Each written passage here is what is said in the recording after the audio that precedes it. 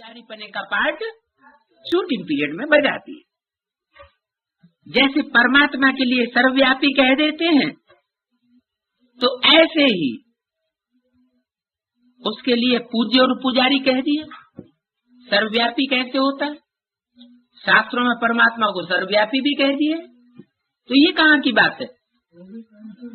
कैसे? Supreme soul सर्वव्यापी नहीं होता, वो तो परम धामवासी ही रहता है, लेकिन वो जिसमें प्रवेश करता है उसका संग का रंग 500 करोड़ मनुष्य आत्माओं का हिसाब किताब है। क्योंकि 500 करोड़ भी उसके बच्चे हैं, तो हर बच्चे के संसर्ग संपर्क में टाइम टू टाइम उस बाप को आना पड़ता है। सतयुग के आदि में श्रेष्ठ बच्चों का संग, और कलयुग के अंत में जो अंत में उतरने वाली श्रेष्ठ आत्माएं हैं, उनके साथ उसका विशेष हिसाब किताब। क्योंकि 500 करोड़ उसके बच्चे हैं ना, तो बच्चे बाप के संपर्क में नहीं आएंगे क्या?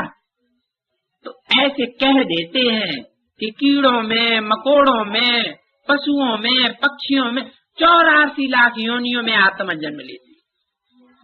तो सब में संसर्ग संपर्क किसका होता है? प्रजापिता का। क्योंकि 500 करोड़ का बाप है ना, बाकी कोई आत्मा 84 लाख योनियों में जाती नहीं है। तो इन बातों को तुम समझते हो, दुनिया वाले इन बातों को नहीं समझेंगे कि परमात्मा सर्वव्यापी कैसे है और किसके लिए ये बात लागू होती है। आत्माओं में, जन्म मरण के चक्र में आने वाली आत्माओं में परम कौन है? प्रजापिता। इसलिए उसको परमात्मा कह दिया। वास्तव में कोई प्रजापिता परमात्मा या भगवान होता नहीं है। भगवान तो वास्तव में कौन है? गॉड फादर तो एक शिव है, सुप्रीम सोल है। आधा तुम कल्प तुम गाते आए हो ऊंच से ऊंच भगवान, और अब भगवान वाच ऊंच से ऊंच बच्चे। 63 जन्म हमने कहा कि भगवान ऊंच से ऊंचे, और अब भगवान क्या कहते हैं? मैं ऊंच से ऊंच नहीं बनता हूँ, क्योंकि ऊंच और नीच का सवाल इस साकार सृष्टि पर है।